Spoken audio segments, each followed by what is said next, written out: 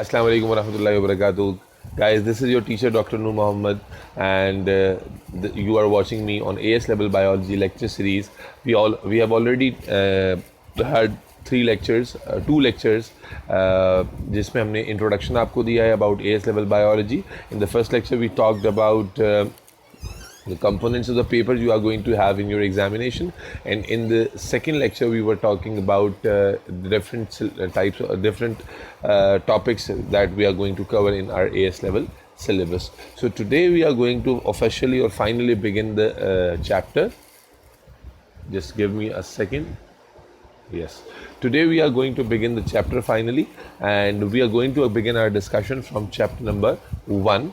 And before starting chapter number 1, I just would like to tell you, if you remember the syllabus contents, there was chapter number 1 with name of cell structure, and I have written another chapter, or chapter number 4, with membrane signaling or membrane structure. So basically both these chapters are talking about cells. Both these chapters are talking about cells, and therefore we are going to cover these two chapters under the same topic of cell. Okay? We are going to cover these both the chapters under the topic of cell. This topic of cell in our discussion is not going to cover only chapter number 1. It is going to cover chapter number 1 and 4.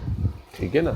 So in our syllabus will begin or is beginning with chapter cell, and in this particular chapter we will be talking about cell as a whole topic rather than the cell of chapter number 1 and then of cell of chapter number 4.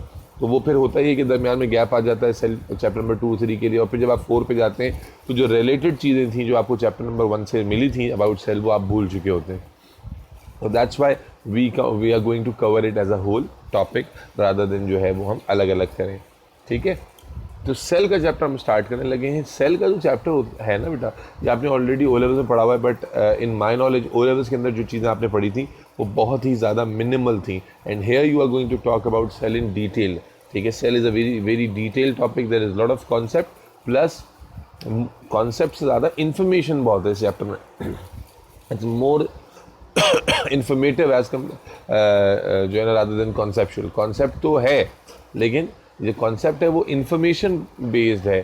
ठीक है ना, और you have to get the complete information about everything जो आपको यहाँ पर बताई जाएगी. तो सेल का जो चैप्टर है एग्जाम में पेपर 2 के अंदर बहुत क्वेश्चन इसके आते हैं. एक एटलीस्ट क्वेश्चन आ ही जाता है सेल के ऊपर 4 मार्क्स का, बट पेपर 1 के अंदर you will find 3 to 4 MCQs of cell. तो सेल का जो चैप्टर है वो आपको पेपर 1 के अंदर भी 3 to 4 मार्क्स दे देता है, और पेपर 2 के अंदर भी 4 to 5 मार्क्स का एक क्वेश्चन आपको सेल का मिलता है. तो let's begin the discussion now from the word cell. ठीक है, जब आप सेल कहते हो कि सेल है क्या, तो we all know that is the basic structural and functional unit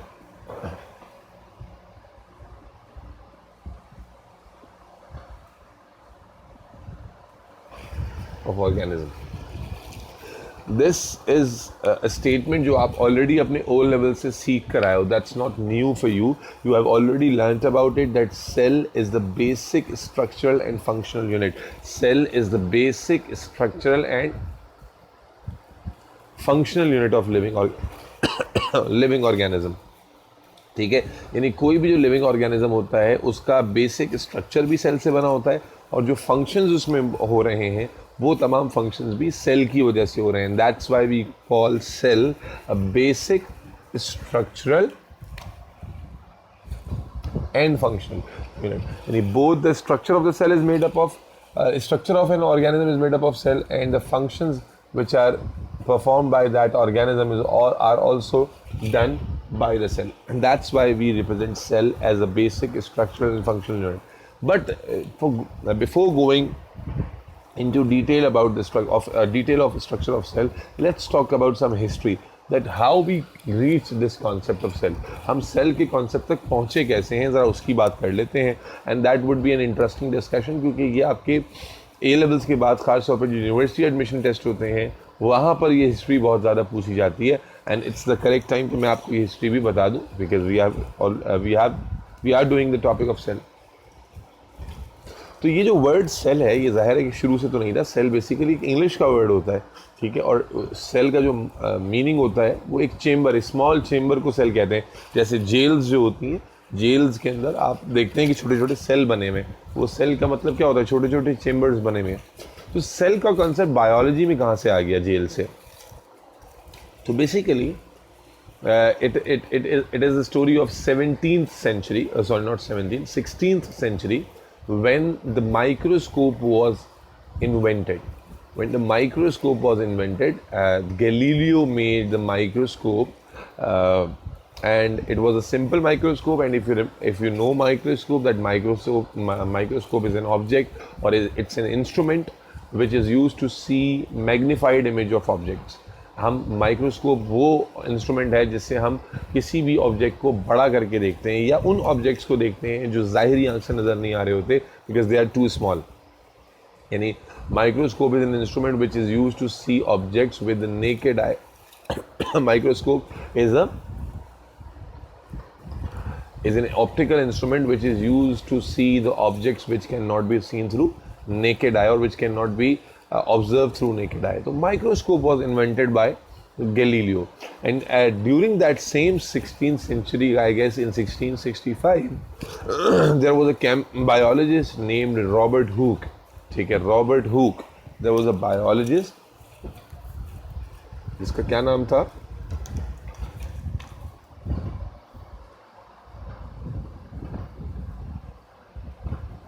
Robert Hooke.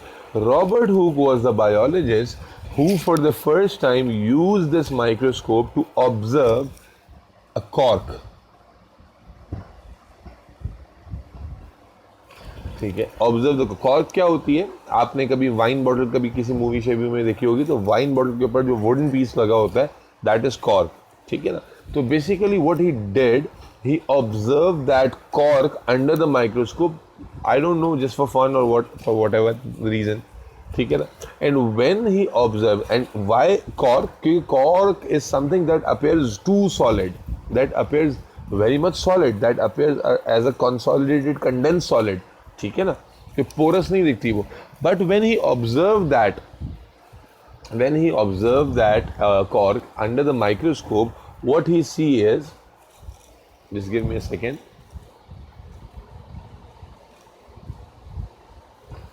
okay, when he observed the cork under microscope, what he saw that जो कॉर्क पूरी खुद सॉलिड नज़र आ रही थी, कंसोलिडेटेड नज़र आ रही थी, और कोई पोरस अपीयरेंस नहीं थी। जैसे ही उसने उस कॉर्क को अंडर द माइक्रोस्कोप ऑब्जर्व किया है, तो what he saw is,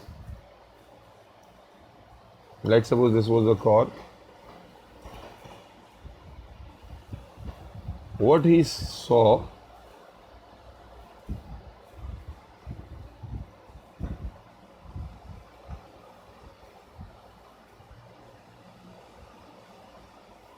when he observed the cork under microscope, he saw small chambers. He saw small spaces within the cork.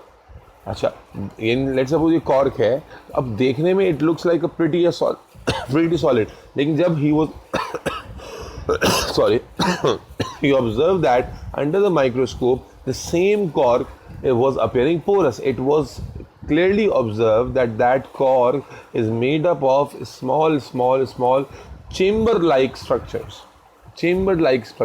And as he was the English biologist, he named these chambers cell. उसने इन chambers को क्या नाम दे दिया, cell. And that's how cell, the word cell is given to these structures. ठीक है, but remember this cell of cork was not a living cell, rather it is a dead cell. Cork is a dead tissue ना।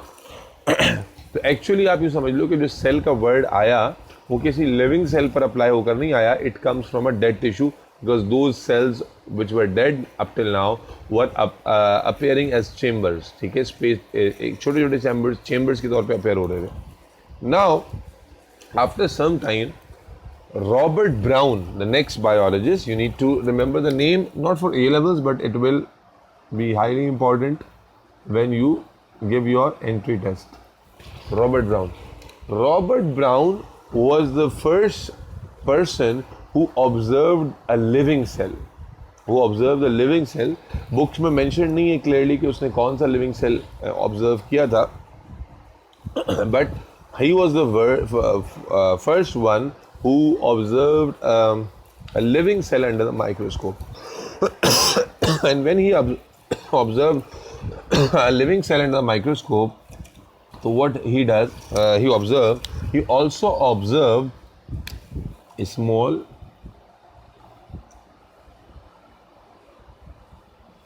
chambers, but this time the chambers were showing dark bodies, and it was also quite clear under observation that these chambers are not empty. Robert Brown observed that it seems like that within each chamber there is a dense body, and that dense body is surrounded by a jelly-like material. Okay, that dense body is surrounded by a jelly-like material. Robert Brown observed that. Robert Brown was the first who observed a living cell, and when he observed the living cell, what was his observation? That ये जो है, he observed the chambers like Robert Hooke, and he observed the dense bodies. अब वो जो dense bodies ने observe की, उसने उनको nucleus का नाम दिया, and जो jelly like material उसने observe किया, उसने उसको cytoplasm का नाम दिया. We'll talk about it in detail inshallah in the later part of the chapter. ठीक है, तो this structure was called as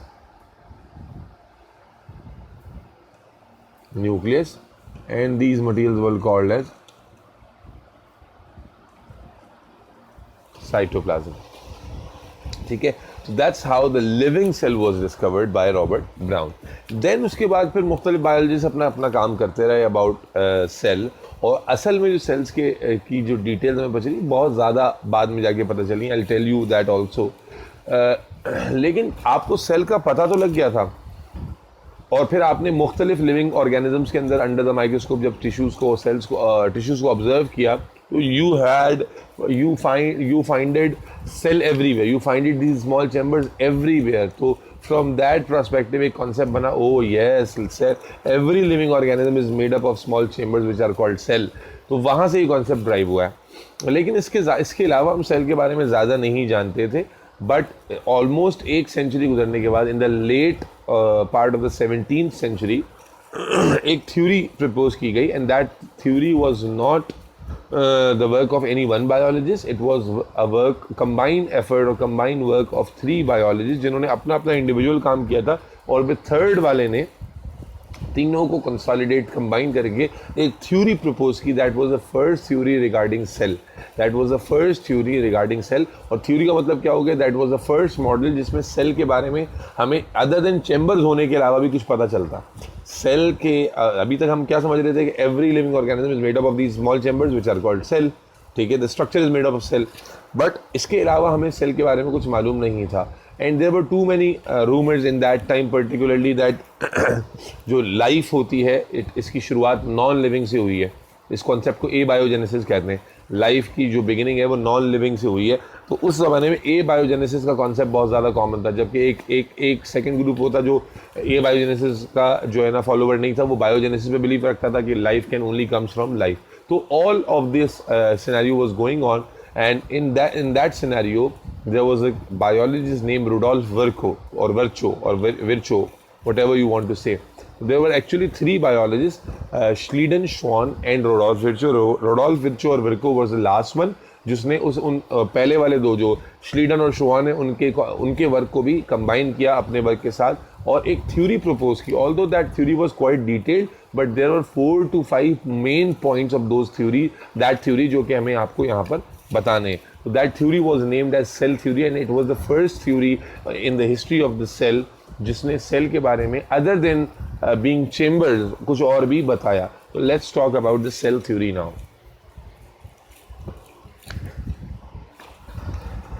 I should rub it and then I'll give you the points of cell theory.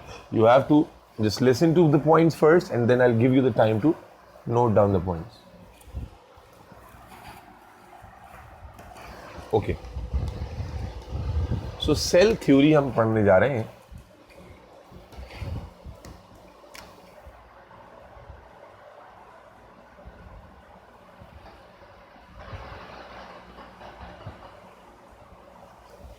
The first point of the cell theory was that every organism is made up of cell. क्योंकि आप याद रखिएगा हर biologist ने अपने अपने level पे after the invention of microscope अपने अपने लेवल पे काम शुरू कर दिया था, अपने अपने लेवल पे रिसर्च शुरू कर दी थी. And therefore it was quite obvious till that time that every organism is made up of cell. किसी भी ऑर्गेनिज्म को, किसी भी टिश्यू को जब आप ऑब्जर्व करते थे अंडर द माइक्रोस्कोप तो आप क्या फाइंड करते थे कि वो is made up of small chambers and those chambers were named as cells. So every organism is made up of cell, ये आपने कंक्लूड कर लिया था.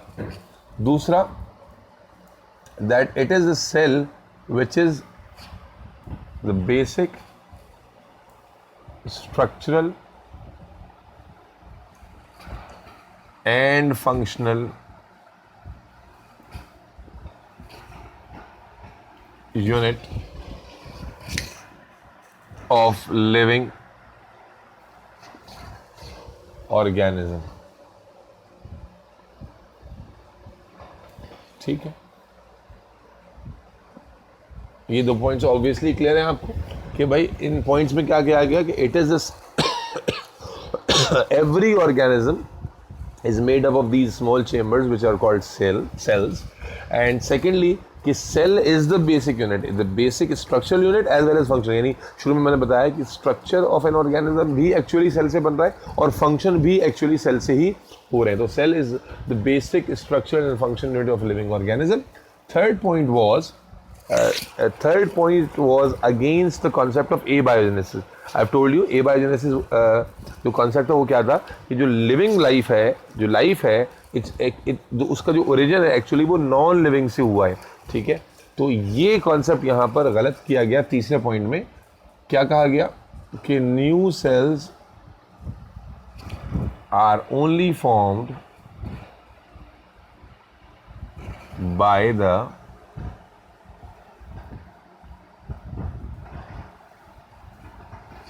division of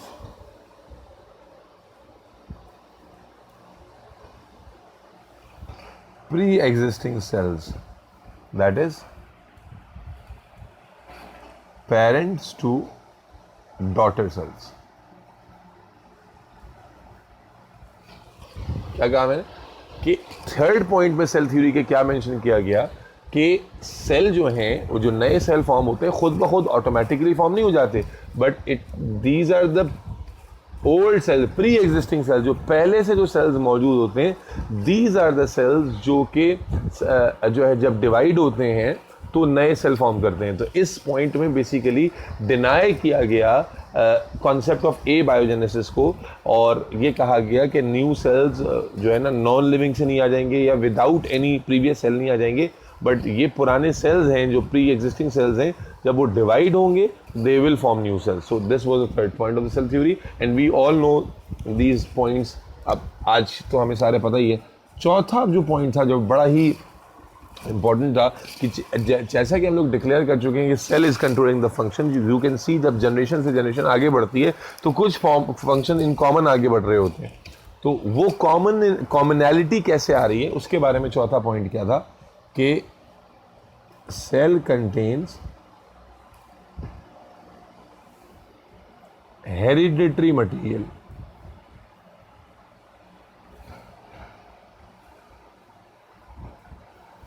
Cell contains hereditary material transferred from generation to generation during cell division.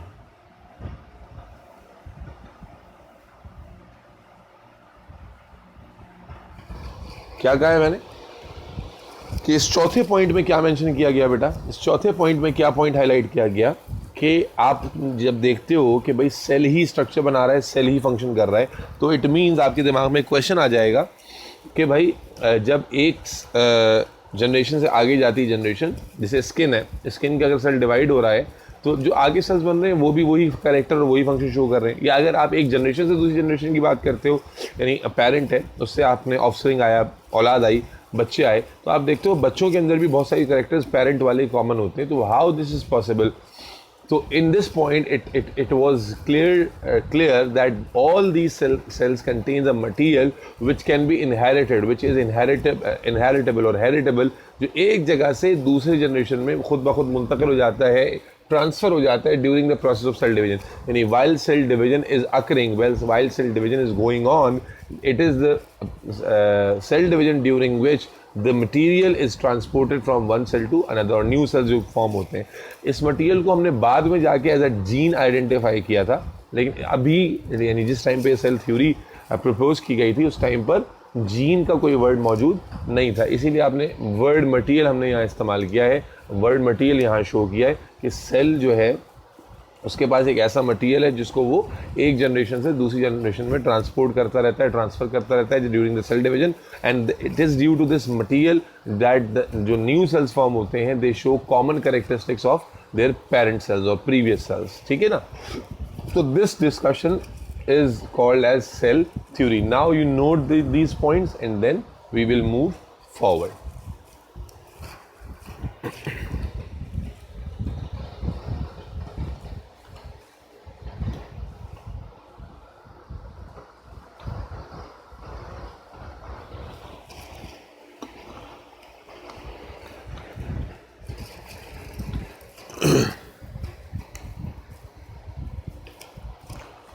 Okay guys, I hope कि आपने points लिख लिए होंगे और आपको सेल थ्योरी भी समझ में आ गई होगी।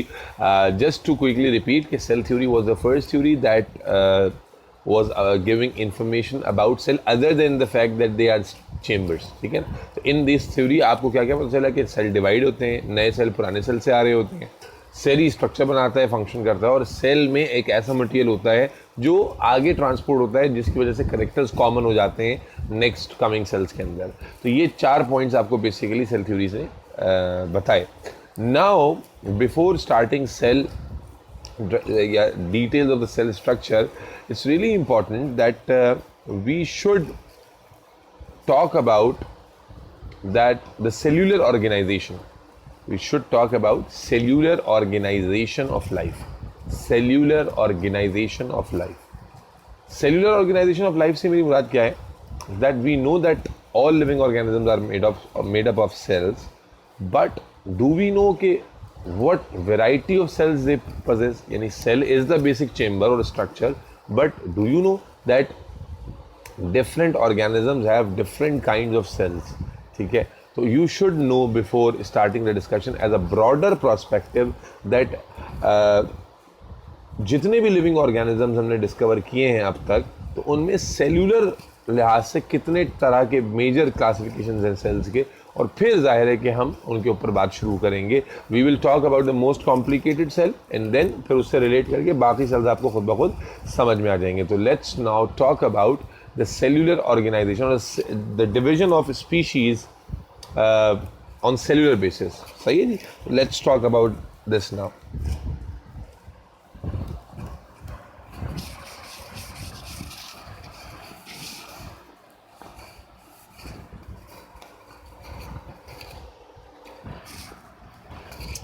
Okay, so we are going to talk about the classification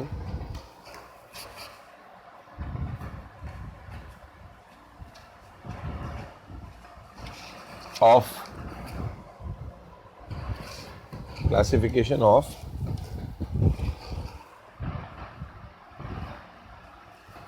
living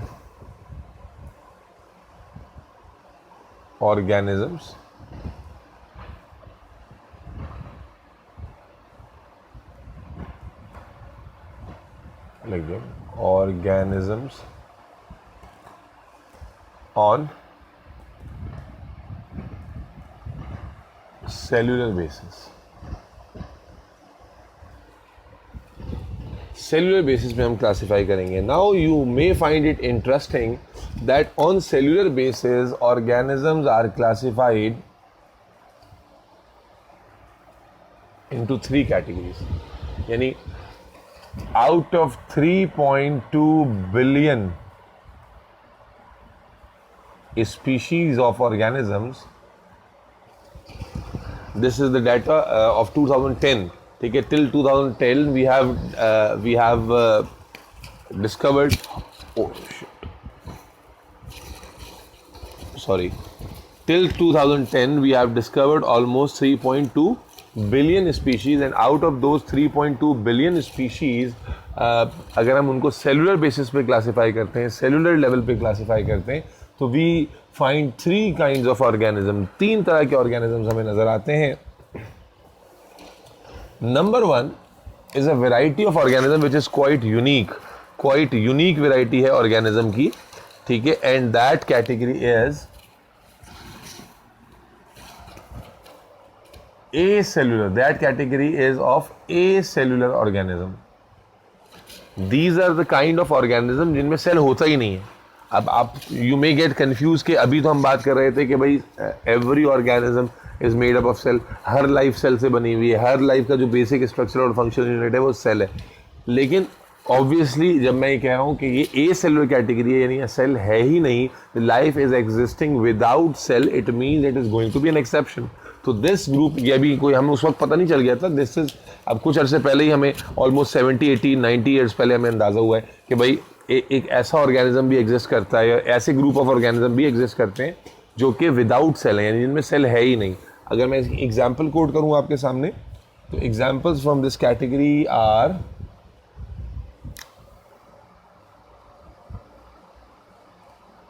The most famous example of this category is or are, एक मिनट रुक जाएं प्लीज थोड़ा सा, thank you. The example of this category are viruses. The example of this category are viruses. आपने virus का नाम लाजमी सुन रखा होगा. The example of this category is virus. जो वायरस जो ऑर्गेनिज्म है, these are kind of organisms जहाँ पर हमें सेल दिखता ही नहीं है. इसके अलावा वायरस के अलावा भी अब हमने जो है ना इसमें और भी ग्रुप डिस्कवर कर लिए, जैसे लाइपोसोम्स या जैसे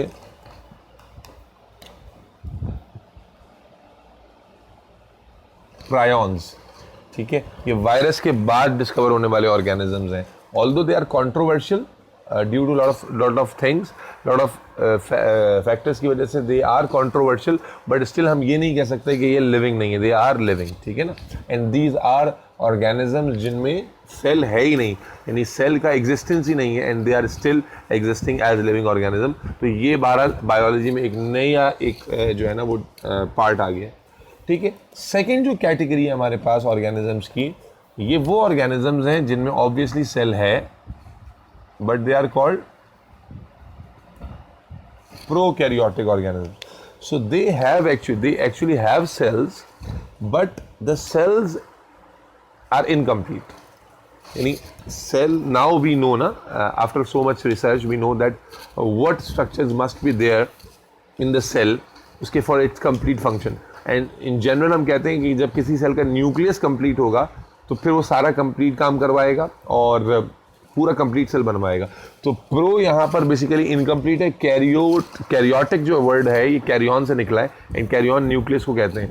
these are the kind of organism जिनमें इनकम्प्लीट सेल नहीं होता due to presence of incomplete nucleus. Incomplete nucleus से क्या मुराद है कि इसमें क्रोमोसोम्स नहीं होंगे, न्यूक्लियोलस वगैरह नहीं होगा. वील टॉक हम सेपरेटली जब प्रोकैरियोट्स की बात करेंगे, but for now you just need to remember that prokaryotic cells are organism.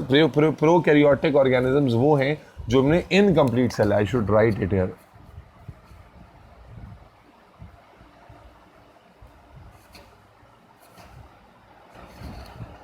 Incomplete sales.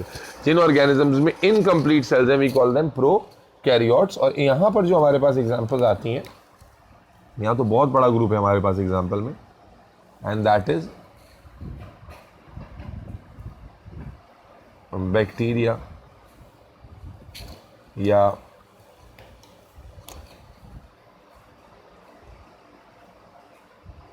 Cyanobacteria.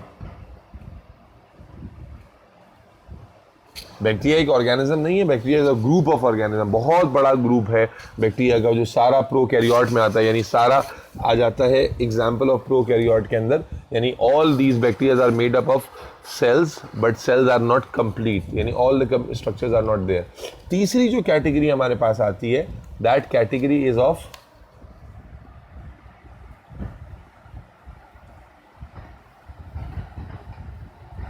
Eukaryotes और eukaryotic organisms. That category is of eukaryotic organism, ठीक है ना। तो इंशाल्लाह ताला will be talking about this category of eukaryotic organism now in the next lecture. आज के lecture को यहीं पर वाइंड अप कर देते हैं। We have talked about cell theory and we have talked about acellular variety example, prokaryotic variety example, and then inshallah in the next session we'll be discussing eukaryotic organism. Till then, take care. Allah Hafiz.